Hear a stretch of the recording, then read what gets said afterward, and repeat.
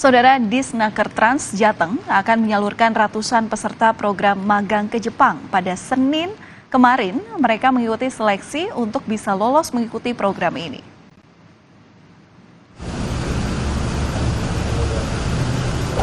Gubernur Jawa Tengah Ganjar Pranowo datang langsung membuka proses seleksi program magang ke Jepang ini.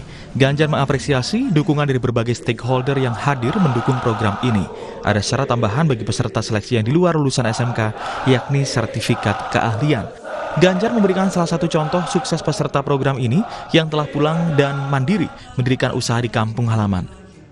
Menurutnya, program ini salah satu upaya pemerintah agar masyarakat usia kerja bisa berkesempatan bekerja di seluruh dunia dan mendapat pengalaman dan pekerjaan yang baik. Ini kegiatan bagaimana kita mencoba membuka ruang seluas-luasnya agar anak-anak kita bisa bekerja di seluruh dunia sehingga serapan tenaga kerja kita bisa kita carikan jalan-jalan untuk mereka bisa mendapatkan tempat yang baik, tentu pengalaman juga baik. Rata-rata ya mereka punya pengalaman luar, nilai tambahnya banyak sekali. Nilai tambahnya banyak. Inilah cara kita mendorong anak-anak kita agar usia-usia kerja ini betul mereka bisa mendapatkan seperti itu. Sementara itu, PLT Kepala Disnaker Trans Jawa Tengah, Ahmad Aziz mengatakan, total ada sekitar 600 peserta seleksi program magang ke Jepang ini yang digelar di sejumlah wilayah di Jawa Tengah dan 341 diantaranya di Semarang.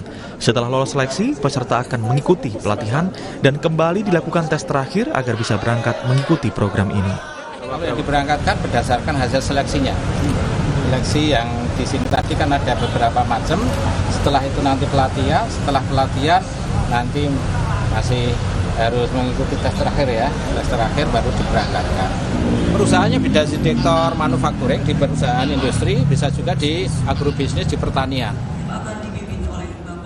Namun kota bagi peserta yang lolos seleksi tidak terbatas dan mereka akan bekerja di sejumlah perusahaan manufaktur, agrobisnis, pertanian. Salah satu peserta seleksi asal Klaten, Mario Wahyu Kurniawan, mengaku baru pertama kali mengikuti seleksi magang di Jawa Tengah ini. Dia berharap nantinya bisa diterima di perusahaan otomotif sesuai dengan keahlian yang dimilikinya. Terus di sana mau kerja apa?